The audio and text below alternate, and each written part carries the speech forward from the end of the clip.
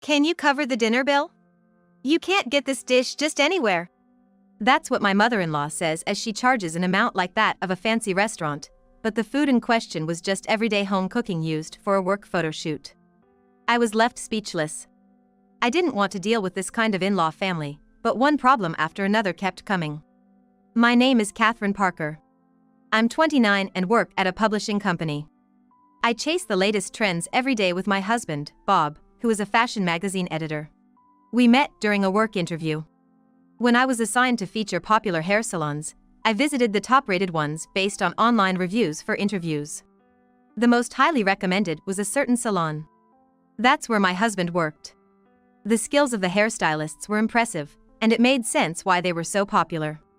All the staff were so pleasant, and the treatment felt like it was over in no time. I loved the salon so much that I decided to get my hair cut there even after the feature was finished. During the interview, the stylist who answered most enthusiastically was my husband, Bob. We both found out we loved indie films and got excited, promising to go watch one together. That's how our relationship started, and within about a year, we considered getting married. But, little did we know, there were significant issues with Bob's family. Not just for us as a couple, but even my family got dragged into it. When we went to greet Bob's family, I found out for the first time that Bob's mother was a fairly well-known cooking influencer. Her YouTube videos, which taught old-fashioned home cooking recipes in a simple way for young people, had gone viral. Viewers seemed to love watching the graceful middle-aged mother-in-law happily teaching her young, inexperienced assistant. The comment section was filled with praises like, "I wish my mother-in-law was like her," and "This is way more helpful than imitating my nagging real mom." So, not knowing who she was hurt her pride. "Even though you're in editing, you don't know about me? You really should keep up." She looked annoyed, and I panicked. I was worried that I had upset my mother-in-law, but after sincerely apologizing, she was sweet for the rest of our visit. I felt relieved. My mother-in-law even encouraged our marriage, and I thought there wouldn't be any mother-in-law issues. But my father-in-law seemed more difficult. He just sat silently, sipping his tea. And when he finally did speak, he had concerning things to say. "You might want to think more about marriage." We were puzzled. What could be the issue? It's said that my father-in-law is stubborn and often frustrates both family members and those around him. If he's opposing without any particular reason, then we're at a loss. My husband frowned. "Why not give a reason? Mom's on our side. We're gonna get married." At my husband's words, my father-in-law grimaced and abruptly left the room. I stayed silent, but started to worry if he was dissatisfied with me as his future daughter-in-law. My mother-in-law looked at me and smiled. "Don't worry.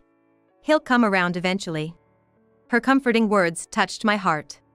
My husband also looked at my mother-in-law with trusting eyes. It was clear that in this family, only my father-in-law was the odd one out. "I know it's hard with Dad opposing us, but we'll try our best to get his approval." My husband repeatedly assured me that there wasn't any issue. "Catherine is the one I chose. Dad has no right to interfere." I felt reassured by my husband's words. From then on, my husband and my mother-in-law persistently tried to persuade my husband. During this, my husband shared something with me. Dad suddenly said he wanted to talk without Mom around. Probably because he knew she'd side with Catherine. That's kinda petty. I felt the same way at that time. But it turned out, my father-in-law had a completely different reason. Finally, my husband declared that if this marriage didn't go through, he would remain single for the rest of his life. Only then did my father-in-law relent. And so, we made it to our wedding day. Our new home was in an apartment just nearby my in-laws' house, an apartment my father-in-law owned. We were filled with happiness. I resolved to do my best to get along with my in-laws and be a good wife. One weekend, my in-laws came to visit. Regarding our marriage, there's another piece of happy news. Actually, I'm gonna be producing a new restaurant. I genuinely admired my mother-in-law's talent. My husband was grinning with joy, but for some reason, my father-in-law wore a frown. It really put a damper on the mood. "Don't you approve? It's not fair to your wife if you don't," I blurted out to my father-in-law.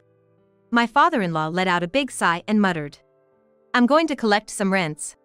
With the family finally together, he selfishly took off on his own. Once my father-in-law was gone, my mother-in-law began to explain. It's hard for me to say, Catherine, but I earn more than him and he doesn't like it. I'm sorry. I shook my head. It wasn't her fault. It's ridiculous that a grown man like my father-in-law is being so petty and selfish. From what I heard from my mother-in-law, my father-in-law has a chronic illness and hasn't been able to work for a long time. Now, he just manages an apartment building they invested in. Growing up, my husband always saw his hard-working mother and felt lonely. He wished my mother-in-law could be home like the mothers in other families. My father-in-law was always home. But my father-in-law wasn't the type to play with him due to his illness. Over time, my husband came to believe that my mother-in-law had to work because of my father-in-law. Since my husband was young, he's had a resentment towards my father-in-law. He's a grumpy old man. Just ignore him, he'd say dismissively. Even my mother-in-law didn't deny it. A few days later, my mother-in-law called. Catherine, your family runs a sushi restaurant, right? Our place is a pretty popular high-end sushi restaurant. We've been featured on TV and in magazines more than once or twice. Currently, not only my parents, but also my brother and his wife run the restaurant together. If it were just like the old days with only my parents, I'd invite you over without hesitation. The second and third floors of the restaurant are living quarters. My parents live on the second floor, and my brother, his wife, and their kids live on the third floor. I mentioned that it's a bit hard to relax and visit often because of my sister-in-law and the kids. My mother-in-law responded, I understand. She then asked various questions. Like where we source our top-quality fish and how business has been. I casually told her everything I knew. It'd be great if we could all visit sometime, my mother-in-law said. I told her I'd check our restaurant's schedule and get back to her. I didn't care much about my father-in-law's opinion, but I really wanted my mother-in-law to enjoy our sushi. Though our conversation seemed fine, for some reason, starting the next day, my mother-in-law began ignoring me. It felt like our frequent interactions had been a lie. Today, I messaged her before work, saying I was gonna stand in line at a renowned pastry shop and get her favorite jelly dessert my mother-in-law had requested, but she left my message unread. Later, after work, I reported back. Unfortunately, they were out of the jelly dessert, but would you like me to get some of the famous cakes instead? No matter how many times I messaged her, she didn't read them. Finally, when I tried calling, to my surprise, she had blocked my number. I was baffled since I hadn't done anything wrong. It was my mother-in-law who had learned about a famous pastry shop near my workplace and had insisted I get something from there. Despite that, she treated me this way. I felt a mix of confusing emotions. When I confided in my husband, he strangely blamed me, saying, "Did you say something rude to my mom?" I was annoyed. I was bewildered precisely because I hadn't said anything wrong. I was planning to gift those popular pastries. After all, we've always been indebted to them, and I genuinely wanted to please my mother-in-law. I worked hard to do so. When I got upset at my husband's harsh words, he began to suggest that maybe I was the one in the wrong. As I stayed silent, not understanding what he meant, my husband bitterly repeated what he'd heard from his mother. I told my mother-in-law that she's just an amateur with a tad bit of knowledge about cooking. She wouldn't recognize good sushi if she had it. She shouldn't even come to our restaurant. Apparently, I was accused of speaking ill about my mother-in-law. Apparently, my mother-in-law lied to my husband, painting me as the villain. Even when I insisted I'd never say something so terrible, my husband wouldn't believe me. I was baffled and overwhelmed, wondering how things got to this point. From then on, the spitefulness from my mother-in-law intensified. Although she works as a culinary researcher, my mother-in-law is incredibly stingy. For instance, she never shares the dishes she prepares for her shows with the staff. She packs everything into containers and takes it all home. Not just that, she also takes home any leftover ingredients or condiments provided for her. The staff are all taken aback, but they're too scared of my mother-in-law to say anything. After all, my mother-in-law is the kind of person who has no problem making abusive and bullying remarks. I bet y'all can work just because I'm here. So, every day, we eat the dishes my mother-in-law prepares for her shows at home. Even so, it's just regular home-cooked meals. You should be grateful you get to eat such a feast because of my hard work, she'd say. She always demands gratitude. My husband just nods in agreement, completely brainwashed by her. My father-in-law remains silent as ever. I feel like I'm walking on eggshells. Once dinner is over, I'm ordered to do the dishes. When I finish and try to head home, my mother-in-law stops me. Do you think you can just leave without paying? This isn't just any meal. It's special. Saying that, my mother-in-law extorted meal money from me. And it was an amount you'd expect from a fancy restaurant. I'm left utterly speechless. Don't you dare tell Bob about this. My mother-in-law would always insist that I keep it a secret. I wish I could just cook myself, but my clueless husband was always in a good mood eating my mother-in-law's meals. She makes a mean home-cooked meal, he'd say with a satisfied look on his face. It seemed he thought that since I was working and my mother-in-law was cooking, I should be grateful for having one less chore to worry about. You should be more thankful to my mom, he'd tell me, dead serious. I tried to explain to him how cold my mother-in-law was to me and how I didn't want to go to their place for meals, but he never got it. The stress was piling up, leading to constant migraines for me. Then, a terrifying fact came to light. Right in front of my family's sushi place, my mother-in-law planned to open her own seafood restaurant. Of all places, why right in front of our restaurant? My mother-in-law seemed quite proud of her decision. After all, isn't this a neighborhood where even Catherine's family seems to be doing well? I bet I can do even better. This new seafood joint was aiming for the high-end crowd, the same kind our sushi place served. In other words, she planned to steal all our customers. How audacious. She had previously grilled me on our customer base, suppliers, and how well we were doing. Clearly, her intention from the start was to put us out of business. My parents confronted me, asking, what on earth is going on? How could she plan to open a seafood restaurant, especially right before us? They said, if someone in the family is opening a place near our store, the least they could do is give us a heads up or some sort of courtesy call, right? Indeed, they were right. However, I wasn't informed about any of this by my mother-in-law. Moreover, my father, with a bitter expression, said that's not the only thing. Can you believe it? My mother-in-law contacted our sushi restaurant's supplier and managed to get a contract for her own restaurant. But what's even more audacious is that she requested the seafood restaurant's purchased goods to be billed to our sushi place. I was floored. Is your husband's mother-in-law trying to ruin us? Distraught, I buried my face in my hands. Just then, the doorbell rang. When I opened the door, my father-in-law was standing there. I hope it's okay to come by. When I asked about the sushi place, they told me to find you here. Seeing my father-in-law unexpectedly made me nervous. But noticing my tense expression, my father-in-law said, Catherine, I'm really sorry about everything. My father-in-law apologized sincerely. There wasn't a hint of the usual gruff demeanor I had come to expect from him. I was taken aback as my father-in-law began to share his story. Starting with an apology for his consistent rude behavior, my father-in-law opened up about the feelings he had been holding on to. He shared how he had always been sickly since his youth, making it hard for him to hold down a job. That's when my mother-in-law stepped up to the plate, finding work to support them. He was truly grateful for that. However, as she gained fame, my mother-in-law became consumed by greed. At first, I tried hard to reason with her. Being so obsessed with making money and thinking only of one's own success is just wrong. After all, my mother-in-law's career was built on the backs of her staff and assistants. He told my mother-in-law time and time again that she needed to value her team, or there wouldn't be a future for her. But she wouldn't listen. As her obsession with money grew, she also became more tight-fisted. She'd cut corners with expenses, preaching about using organic and pesticide-free produce while actually using cheaper imports from the local supermarket. Some of her more conscientious staff members spoke up about this, only to be met with my mother-in-law's wrath and bullying. This caused many of them to quit. My mother-in-law grew paranoid, thinking everyone was jealous of her success and out to criticize her. She was particularly harsh on younger women, often making them cry. My father-in-law could easily envision how my mother-in-law might treat any future daughter-in-law, and he was worried for me.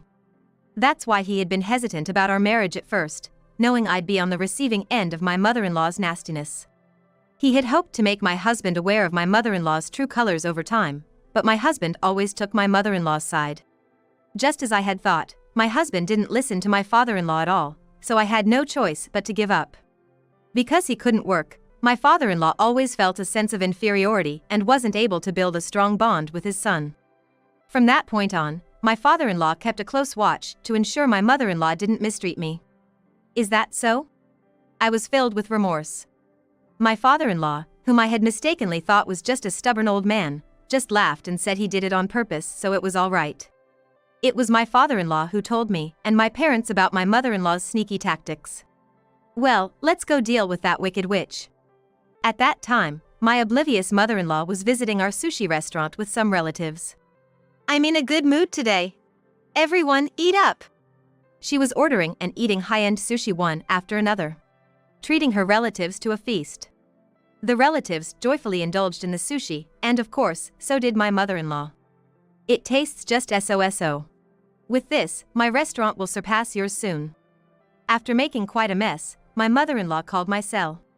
I'm at your sushi place right now. I forgot my wallet, but you wouldn't charge family, would you? It's a bit awkward, but mother-in-law, we've declined your supply contract. You could hear my mother-in-law gasping on the other end. She seemed stunned that we knew. We're already at the restaurant. My father-in-law is here too. We've heard everything. My mother-in-law looked back. There we were, my parents, me, and my father-in-law, standing at the entrance.